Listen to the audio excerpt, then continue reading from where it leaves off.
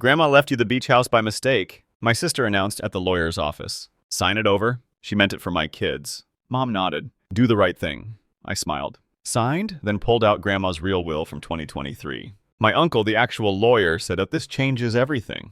When they realized what I'd inherited, my sister Kayla said it like she was announcing a weather update. Grandma left you the beach house by mistake, she told me, leaning forward across the conference table. Sign it over. She meant it for my kids. The probate attorney's office in uptown Dallas smelled like lemon cleaner and expensive coffee. There was a framed photo of someone's golden retriever on the wall, like that counted as warmth. My mom nodded immediately. Do the right thing, William. I blinked once. My mouth went dry. Noah, my 6-year-old, was in the chair beside me with his little backpack on his lap. He was quietly counting the holes in the acoustic ceiling tiles like it was a game you play when adults get weird. The attorney, Mr. Patel, according to the nameplate, looked between us like he'd rather be anywhere else. Kayla slid a folder toward me. It's simple. Just sign the family settlement agreement. We already filled in the address. I glanced down and my brain did this cold math thing it does in emergencies. A small beach house on Seaglass Drive in Surfside Beach. Grandma's place. The one with the warped deckboard she always warned us about. I said, you're telling me Grandma wrote a will, left me the house, and you think it was an accident? Kayla's smile was sharp. She was 87. She got confused. You know how she was at the end. She wasn't confused, I said. Mom's voice stayed soft, which was always her trick. William, honey, don't make this a scene. Who said I was making a scene? Kayla huffed like I was being dramatic for breathing. You don't even live down there. You're a pilot. You're gone half the month. My kids would actually use it. Mr. Patel cleared his throat. The document presented is dated June 12, 2018. It does list William Carter as the devise of the Surfside Beach property. Mom jumped in fast, and he's gonna do the right thing. Noah's fingers tightened on his backpack zipper. He didn't look up. He just got very still. I turned to my mom. Define right thing. She didn't hesitate. You sign it over? Family helps family, Kayla added. Plus, Grandma always said she wanted something for the little ones. She meant my twins. I stared at the page where my name was printed in clean legal font like it belonged to someone else. William James Carter. Devacy. My hands went cold under the table. My leg bounced once, then stopped. I forced it still. Where did you get this? I asked. Kayla shrugged. Mom had it? Grandma kept everything at her house anyway. Mom smiled like that answered everything. Mr. Patel slid a pen toward me. This agreement would need to be executed properly and filed with the court, but yes, your signature would indicate you're disclaiming your interest in the property. Kayla's eyes stayed on the pen like it was candy. Mom said, please don't be selfish. Noah whispered, barely audible, Dad. I reached over and squeezed his knee once. A quiet check-in. I'm here. Then I looked up at Kayla and my mom, and the strangest thing happened. I smiled. Not happy, not friendly, just calm. Sure, I said. Let's do it. Kayla's shoulders loosened like she just wants something. Mom exhaled, relieved. Good. I picked up the pen. I signed. I didn't scream. I didn't argue. I just said, can I get a copy of everything we signed today? I'm William. I'm 36. I fly a 737 out of DFW, which means my life runs on checklists, timestamps, and the kind of calm voice you use when people panic at 30,000 feet. I live in Dallas, Texas. I'm also a dad. Emma is 9. Noah is 6. Their mom and I split when Noah was 2. Nothing dramatic, just 2 people realizing fine isn't the same as healthy. My family, though? My family runs on drama, with a polite label slapped on it. My mom's favorite phrase is keep it smooth. Kayla's favorite phrase is it's not a big deal. And Grandma, Evelyn Carter, was the only person who ever looked at me and said, you're not crazy? They just benefit when you doubt yourself. She bought the Surfside Beach house in 2009, back when you could still find something small near the water without selling a kidney.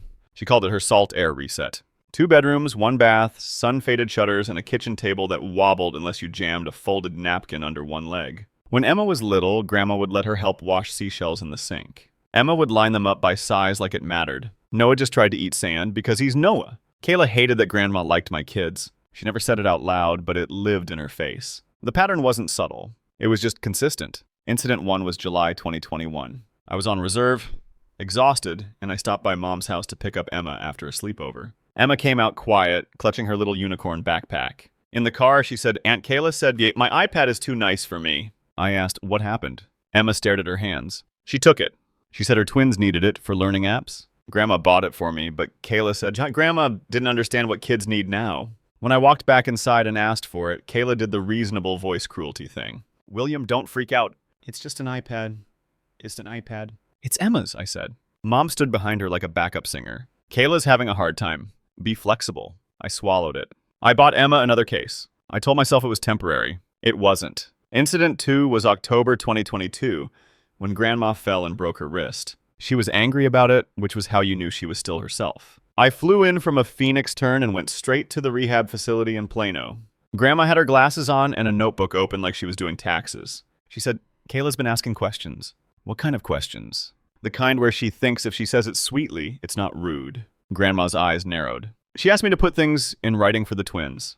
I asked, did you? Grandma snorted. I told her, I'm not dead yet. 2 days later, Kayla texted me. Kayla, Mom says, Grandma's finances are a mess. You should stay out of it. Kayla, you don't understand elder stuff, Kayla. Also, Grandma said you're the executive. That's not fair. I screenshotted because, again, pilot brain. If it isn't documented, it didn't happen. Then there was Incident 3, March 2023. Grandma called me at 6:14 a.m. Her voice was flat. William, did you authorize a change of address? I sat up in bed. No. My mail is going to your mother's house, she said. Medical, bank, everything. I drove over there after my shift. Mom acted offended that I was even asking. Oh, Evelyn probably clicked something online. She said, we're just helping. Grandma stood in the hallway holding a printed USPS confirmation like a weapon. She looked at my mom and said, I didn't click anything. You did. Mom smiled. Didn't move. Don't be dramatic. Grandma turned to me and said, take me to the bank. At Wells Fargo in Lakewood, the teller confirmed the address change was done in person. In person? Someone had stood there with ID and moved Grandma's life into my mother's mailbox. Grandma's hand shook as she signed the reversal form. Not fear. Rage. In the car, she said quietly, if anything happens to me, they will try to take what I leave your kids. I said, then don't leave anything. Spend it. Travel. Burn it on cruise ship. Bingo. She actually laughed. And then she said, no, I'm going to do it correctly, and I'm going to do it in writing they can't smooth away. That summer, she asked me to drive her to my uncle's office. Uncle Ray is her younger brother. He's a lawyer, not the TV kind, the actual kind who keeps paper copies in a safe. Grandma walked in with a folder and said, I want a new will. 2023, and I want it clean. Uncle Ray looked at me once and said, William, you can wait outside. Grandma waved me off. No, he stays. That was the first time I saw my mom's control slip around Grandma. Grandma didn't fight. She just decided, I thought it would be enough. I thought a sign was a locked door. I was wrong. Grandma died on April 18th, 2024. Thursday, I remember because I was in a hotel room in Denver. Uniform pants on the chair. Alarm set for 4:30 a.m. Mom called at 11:03 p.m. Your grandmother passed peacefully, she said. And somehow even death sounded like a performance. I flew home the next day. I picked up Emma and Noah first because whatever my family was about to do, my kids didn't need to be alone in it. At the funeral, Kayla cried loud. Mom cried quietly. The twins, Kayla's boys, ran around the fellowship hall like it was Chuck E. Cheese. Emma stood next to me, holding Noah's hand. She didn't cry until we got in the car. She asked, are we still going to the beach house? I said, we'll see. 2 weeks later, the pressure started. Wave 1 was private phone calls that began with, I just want to talk, and ended with, why are you being like this? Mom texted me at 7:26 a.m. on a Monday. We need to keep things smooth. Kayla is struggling. the twins deserve stability. Kayla sent a voice memo. You're always gone well. You want to hoard a house you never use? Grandma would hate that. I didn't respond. I saved it. Then wave 2 hit. Practical harm. The kind that shows you the plan. On May 9th, I got an email from Surfside Beach Dunes HOA. Subject, unauthorized short-term rental listing. I read it twice, then I clicked the link. It opened a VBO listing. Cozy family beach house. Walk to the sand. Sleep 6? The photos were Grandma's living room. Grandma's floral couch. Emma's old shell picture still taped crooked on the wall. The host name Cow R. My mouth went dry again. Same feeling as the lawyer's office, like my body recognized a threat before my brain finished the sentence. I called Kayla. She answered cheerful. Hey! Why is Grandma's house on VBO? I asked. She didn't miss a beat. To help with expenses. What expenses? Probate. Duh. You don't own it, I said. Kayla laughed. Relax. Mom said, it's fine. I said, take it down. Her voice sharpened. Don't do this. You're overreacting. I hung up. I didn't yell. I didn't need to. I opened a folder on my laptop called Carter Probate and started dropping in receipts like I was building a case file for a crash investigation. Screenshots of the listing, the HOA email with the date, time, Kayla's voice memo, Mom's keep it smooth texts. Then I drove to Mom's house and asked one simple question. Where's Grandma's original will? Mom blinked like I'd asked where she hid the moon. I don't know. I said, show me the safe. She smiled. William, please don't accuse me of things. I didn't accuse him. I just repeated, show me the safe. She refused. She turned it into respect. She turned it into grief. Kayla showed up, arms crossed, already angry. You can't just barge in here, she said. I looked at her. Where are the keys to the beach house? Kayla's eyes flicked left like her body answered before her mouth did. Why do you need them? Because someone is renting it out, I said calm. And it's not you. Mom stepped between us, soft voice on. Honey, we're handling it. You're handling it by listing it online? I asked. Kayla snapped. It's for the twins. Emma was behind me in the doorway. She wasn't crying, but she was just watching. That quiet, careful face kids were when they're learning the rules of who matters. Noah tugged my shirt and whispered, Can we go home? That moment did something to me. I felt it click. I asked Kayla, What's the address on the listing? She rolled her eyes. Why say it? I said she didn't. Mom said, Stop interrogating her. I nodded once. Okay. That's when I stopped arguing and started documenting. I called the HOA back and asked for the complaint file. I requested a copy of the access logs from the smart lock Grandma had installed last year because Grandma was paranoid in the smartest way. I pulled my bank statements because Grandma had been sending small deposits to my kids, 529 plans, and I wanted to see if anything changed near the end. And I called Uncle Ray. He didn't say I'm sorry. He didn't say families are complicated. He said, Do you have the 2023 will? I swallowed. I don't. There was a pause. Then I do. My skin went cold. Why didn't anyone use it? Uncle Ray's voice went flat. Because someone filed the 2018 one first. I stared at my kitchen wall like it might crack open and reveal the logic. How? I asked. He said, Because they had access to her papers and they assumed nobody would challenge it. I looked down at Emma, who was doing homework at the table, erasing the same math problem over and over like she couldn't make her hand move. Right? I said, They're trying to take it. Uncle Ray said to me, Then we don't have a family conversation. We have a legal one. He told me to meet him. The next morning at his office, he handed me a sealed envelope with his letterhead across the flap. He had me open it in front of him. Inside was Grandma's 2023 will, signed, witnessed, notarized, and a separate page titled Letter of Intent. Grandma's handwriting was firm. If you are reading this, it means I am gone and someone is trying to rewrite me. I exhaled through my nose. My hands were shaking, but small, controlled. Uncle Ray said, Bring this to the probate attorney's meeting. I asked, the one Mom scheduled. He nodded. Yes, let them walk into it. I stared at the documents like they were oxygen. Uncle Ray added, And William, don't warn them. I didn't. I let them believe their story was airtight. We went back to Mr. Patel's office on May 28th, 2024. Tuesday. Same lemon cleaner, same golden retriever photo. Pretending the room wasn't about to implode. Kayla was practically glowing. Mom sat beside her with that calm smile that always meant she thought she'd already won. Mr. Patel laid out the paperwork again. We're here to finalize the disclaimer and file the family settlement agreement. Kayla said, Told you it'd be easy. Emma was with my ex that day, but Noah came with me because my childcare had fallen through. He sat in the corner with his crayons, drawing a plane with way too many windows. Mr. Patel looked at me. William, we just need your initials on page 3, and then we can proceed with filing. I nodded. Okay. Kayla leaned over and whispered loud enough for everyone. Thank you for not being difficult. Mom patted my hand like I was a dog who finally learned sit. And that's when I pulled my envelope out of my bag. Not dramatic, just paper. I set it on the table. Mr. Dr. Patel blinked. What's that? I said like Grandma's real will. 2023. Kayla's smile froze like someone hit pause. Mom's eyes narrowed. William, what are you doing? I kept my voice even, clarifying. Mr. Patel reached for it, then stopped. Is this a man in a navy suit stepped in from the side door, gray hair, no-nonsense face? Uncle Ray. He didn't look at Mom. He looked at Mr. Patel. I'm Raymond Carter, he said. Evelyn's brother. I drafted and executed her 2023 will. I'm also an attorney licensed in Texas. Kayla stood up so fast, her chair squeaked. Why is he here? Uncle Ray didn't raise his voice. Because fraud tends to happen when nobody with a license is in the room. Mom snapped. Excuse me. Uncle Ray opened the envelope and slid the wool toward Mr. Patel.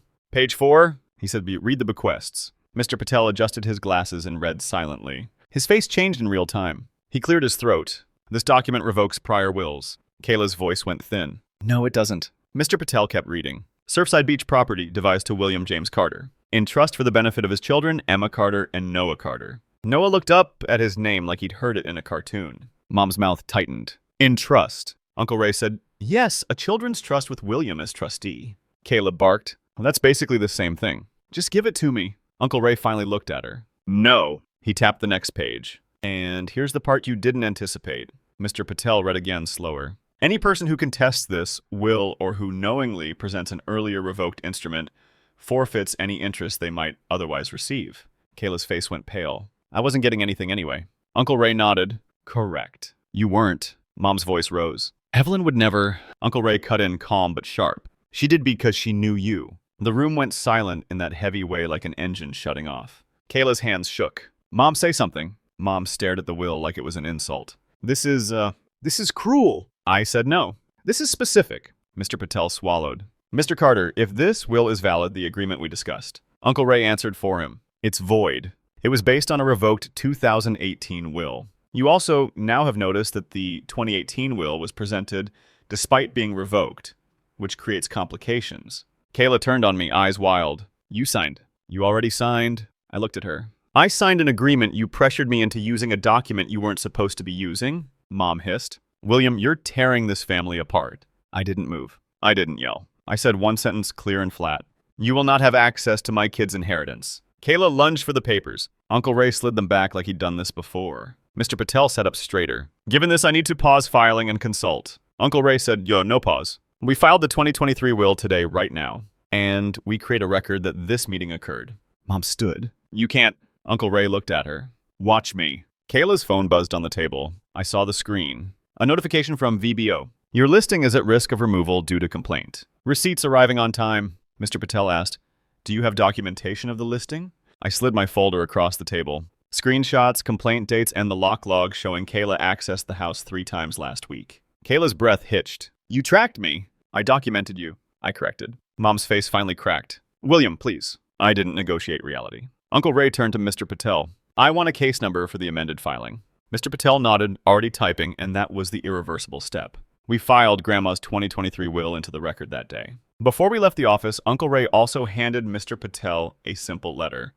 Notice to cease and desist. No more listings, no more access, no more speaking for my kids. Kayla followed us into the hallway, voice shaking. You're doing this over a house. I looked back at her.